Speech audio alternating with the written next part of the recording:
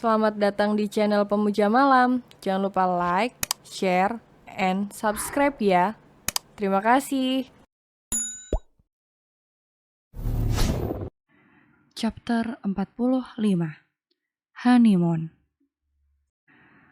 Pernah dengar kalimat Tuhan tidak akan mengambil sesuatu darimu jika tidak menggantinya dengan sesuatu yang lebih baik. Dan itu relate.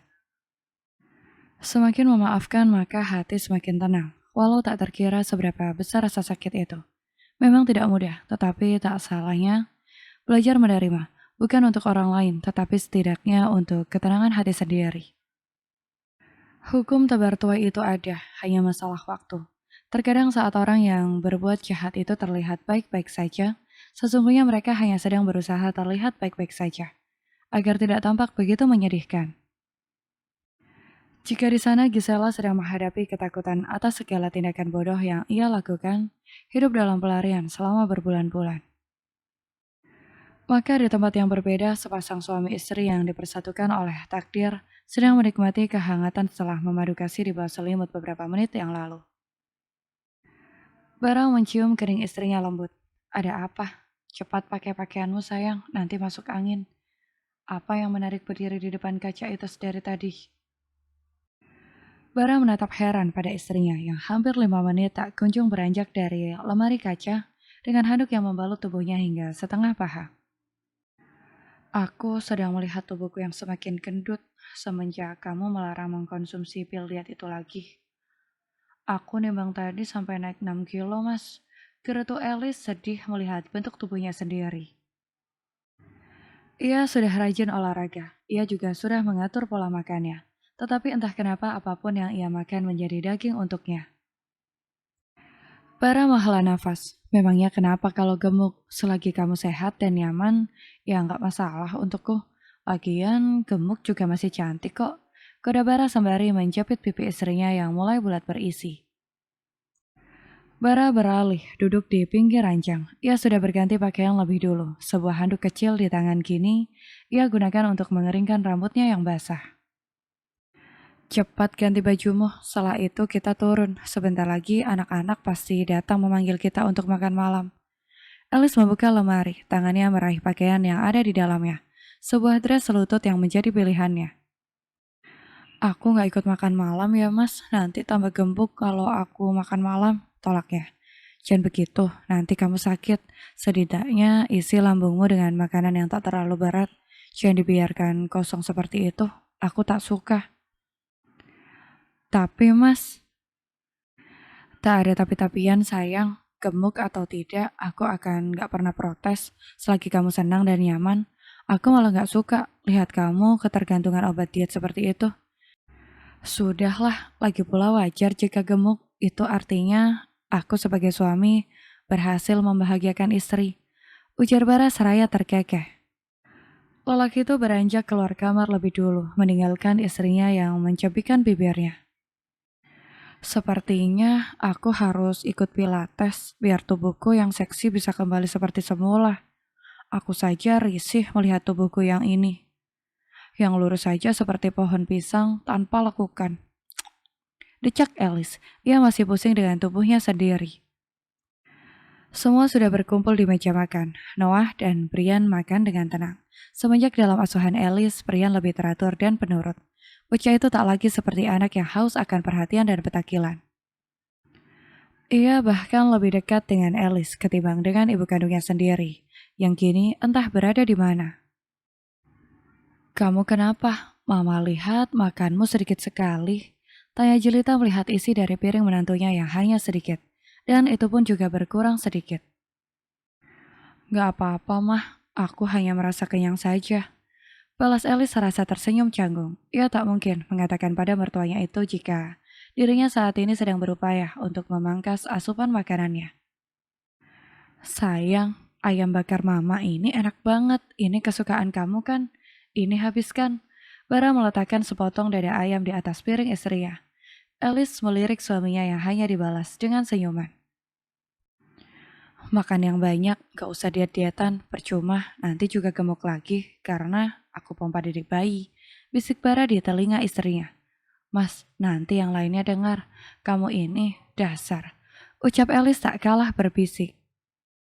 Wajah Elis seketika memerah karena malu, ditambah lirikan jelita yang disertai senyuman menggoda. Membuat Elis semakin malu saja. Bara memang sedang gencar membuat Elis hamil kembali. Noah yang sudah bertambah besar membuat mereka ingin menambah momongan kembali. Satu atau dua lagi bayi kecil yang lucu agar suasana rumah itu terlihat ramai dan berwarna. Manusia hanya bisa berencana, namun Tuhan jugalah yang menjadi penentu segalanya. Hingga detik ini Alice belum juga ada tanda-tanda kehamilan. Padahal dulu hanya semalam saja ia sudah bisa memiliki Noah di dalam rahimnya. Tetapi kini mereka sudah rutin melakukan hubungan suami istri dan juga konsultasi pada dokter kandungan, tetapi belum juga mendapatkan hasil. Bagaimana hasil pemeriksaan kemarin? Apa yang dikatakan dokter Indri? Tak ada masalah, mah. Kondisiku dan Mas Bara bagus. Jawab Alice, hatinya ketar-ketir dengan pertanyaan mertuanya, yang mungkin saja menyalahkan dirinya yang tak kunjung kembali memberikannya seorang cucu. Lalu, kenapa belum hamil juga? Kamu tidak menggunakan kontrasepsi untuk menundanya lagi, kan? Tidak, mah. Aku tidak memakainya sejak kami menikah. Jawab Alice jujur. Ia tak mengerti kenapa kali ini ia sulit hamil. Justru tubuhnya saja yang semakin berisi, bagai bola kasti. Jelita begitu menginginkan seorang cucu perempuan di antara dua cucu lelakinya. Itu sebabnya ia juga yang mendorong Alice dan Bara memeriksakan kesuburan mereka ke dokter Indri, dokter kepercayaan keluarga mereka. Mah, mungkin belum rezeki kami, sabar saja kalau sudah waktunya juga dapat. Timbal Bara melindungi istrinya, walau sebenarnya ia pun juga sudah tak sabar lagi memiliki anak kembali. Kehadiran Noah yang tidak ia ketahui membawa rasa bersalah pada dirinya hingga saat ini. Ia selalu sedih jika mengingat bagaimana istrinya melalui hari-hari di masa kehamilannya. Tanpa kehadirannya sebagai seorang suami di sisinya, dan Bara ingin menebus masa-masa itu saat kehadiran anak kedua mereka nantinya. Kalau begitu, bagaimana kalau kalian berdua pergi berlibur? Kalian dulu tidak pernah honeymoon kan? Hitung-hitung itu honeymoon kalian yang tertunda. Immanuel membuka suaranya memberikan saran. Iya, Mama setuju. Masalah anak-anak jangan khawatir. Ada Mama yang menjaga mereka di sini. Kalian pergi saja. Sambut Jelita begitu antusias. Noah dan Brian hanya saling melirik tak paham apa yang sedang dibicarakan para orang dewasa di antara mereka. Noah yang sudah selesai dengan makanannya, mengajak Brian untuk pergi ke ruang keluarga.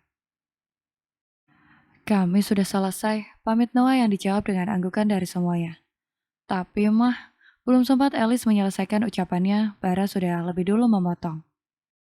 Aku setuju jika kamu tidak mau pergi yang jauh seperti ke luar negeri, kita bisa honeymoon di daerah yang dekat-dekat saja, Bali atau Pelabuhan Bajo misalnya. Tapi mas, sayang, ayolah. Bara menatap Alice dengan pandangan matanya yang teduh, membuat Alice luluh. Baiklah.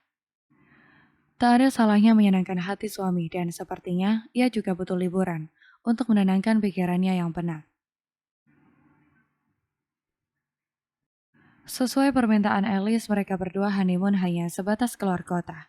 Dataran tinggi yang disuguhi hamparan kebun teh yang menghijau, terasa adem di mata. Alice membuka jendela mobil, ia biarkan angin yang lewat menerpa wajahnya.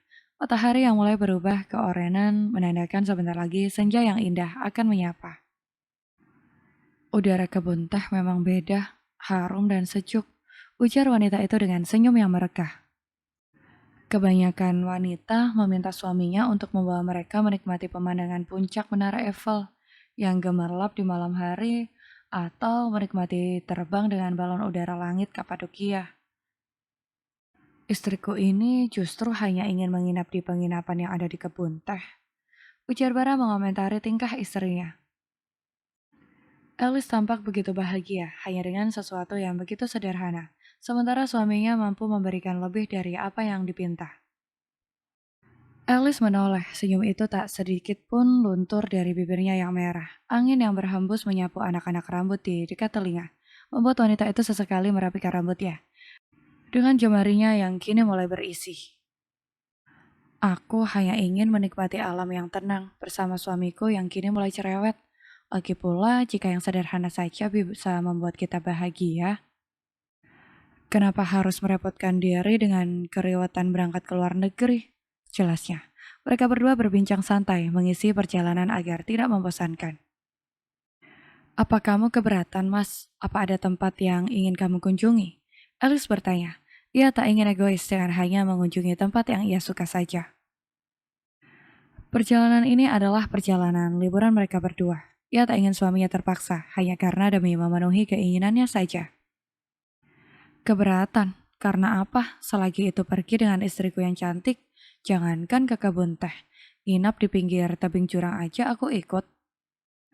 Dasar gombal, pipi Alice merona mendengar rayuan suaminya yang begitu receh, namun mampu menggetarkan hatinya. Tawa bara berderai, ia bukan lelaki yang pandai mengeluarkan perkataan manis, namun seiring berjalannya waktu, apa yang keluar dari mulutnya seakan seperti permen gulali. Mobil yang mereka kendarai memasuki halaman rerumputan yang tertata rapi, sebuah rumah 2 lantai dari material kayu jati. Warna coklat bangunan itu menyatu dengan serasi pada alam. Alice turun dari mobil, matanya mengedar ke sekitar. Hamparan pohon pinus yang menjulang menjadi pemandangan pertama yang memanjakan mata. Bagaimana? Apa kamu suka? Ini villa yang baru saja aku beli. Kenapa harus beli, Mas? Kan kita bisa sewa saja. Toh kita kesini cuma menginap beberapa hari saja. Balas Alice. Ia menatap suaminya yang baru keluar dari mobil dengan pandangan seakan tak percaya. Jika suaminya akan membeli tempat itu hanya untuk bulan madu mereka. Walau dalam hati Alice menyukai tempat tersebut. Suasananya begitu pas untuk melepas penat. Setelah berjibaku penatnya kehidupan di kota yang begitu sesak. Kebetulan yang punya villa ini membutuhkan uang, dan kebetulan kamu ingin berlibur di tempat ini. Anggap saja aset, kapan-kapan kita bisa kembali berlibur di tempat ini. Bersama anak-anak kita nanti, jelas Bara, ia mengajak istrinya masuk. Di depan pintu mereka berdua telah disambut pasangan suami istri yang diperkirakan berumur 35 tahunan, yang tersenyum ramah padanya dengan rasa hormat. Sayang, ini Pak Sigit serta istrinya Bu Narmi, beliau dan istrinya yang selama ini mengurus villa ini, dan kedepannya mereka berdua juga yang akan mengurusnya. Alice menyalami sepasang suami istri itu. Ia berbincang santai dengan Bu Narmi. Wanita itu begitu ramah dengan bahasa Jawanya yang medok, membuat siapapun nyaman mengobrol dengannya.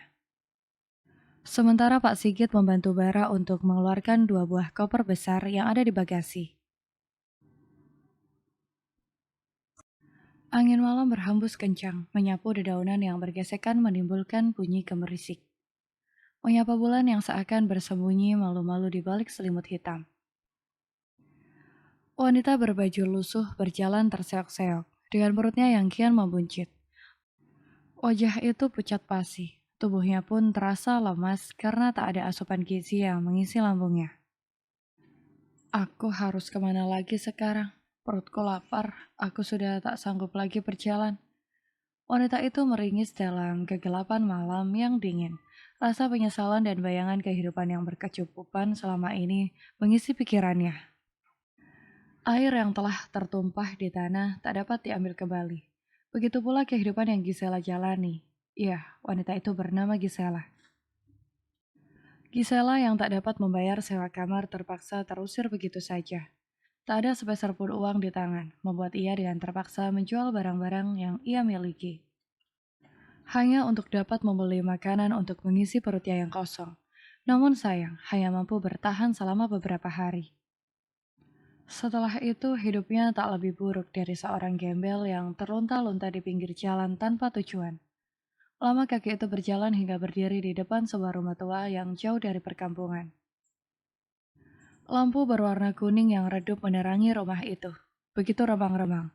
Tak ada lagi rasa takut di hati Gisela jika kelaparan dan kematian sudah ada di depan mata.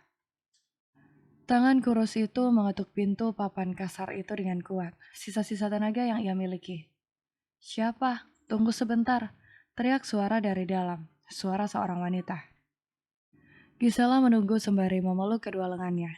Angin malam begitu menusuk tulang, giginya pun mulai bergemerutuk. Pintu terbuka, menampilkan seorang wanita yang terlihat sudah tua. Namun posisinya yang membelakangi cahaya membuat wajah wanita tua itu pun tak terlihat dengan jelas. Kamu siapa dan ada perlu apa? Tanya wanita tua itu bingung. Ia menatap Gisela dari ujung kaki hingga ujung kepala. Gisela terpaku. Ada rasa ragu yang tergambar di wajahnya. Semungkinkah wanita tua itu memiliki apa yang ia butuhkan? Sementara rumahnya saja yang real terlihat hampir roboh. Maafkan aku, Bu, tapi bolehkah aku meminta sedikit makanan? Perutku lapar sekali, makanan sisa pun tak apa. Asalkan bisa mengganjal perutku yang lapar ini. Pinta Gisela memohon. Hatinya berdenyut nyeri. Seumur hidup baru kali ini ia mengemis pada orang lain hanya untuk sepiring nasi. Astagfirullah, nak, kamu sedang hamil. Di mana suamimu? Ayo masuk. Wanita tua itu mengajak Gisela untuk masuk. Sebuah rumah papan yang tak begitu besar. Seketika memberikannya kehangatan dari dinginnya angin malam. Ibu tua yang tak ia ketahui siapa namanya itu mengajaknya untuk duduk pada sofa yang tak hanya usang. Namun terdapat sobekan di setiap sisinya. Busanya yang tipis tak lagi memberikan keempukan bagi yang mendudukinya. Kamu dari mana dan mau kemana? Tanya wanita tua itu. Gisela bingung harus menjawab apa. Ia langsung menjadi orang bodoh. Ya ampun, ibu sampai lupa. Kamu tunggu di sini ya. Jangan sungkan-sungkan, jangan takut. Wanita tua itu langsung berjalan ke arah belakang, di balik lemari yang mulai keropos. Tak butuh waktu lama, wanita dengan rambut yang tersanggul itu keluar dengan piring kecil yang berisi sesuatu berwarna putih. Di tangan serta segelas air putih di tangan satu lagi. Ibu ini orang miskin, nak. Tak ada apa-apa yang bisa ibu berikan padamu. Selain singkong rebus ini, makanlah, mumpung masih hangat. Ini bisa mengenyangkan perutmu yang lapar. Tak banyak protes, Gisela yang lapar langsung menerima apa yang wanita tua itu berikan. Begitu terburu-buru seakan ada orang lain yang akan merebut darinya. Air mata yang mengalir berlomba turun seiring dengan potongan singkong yang memasuki kerongkongannya. Miris. Bersambung.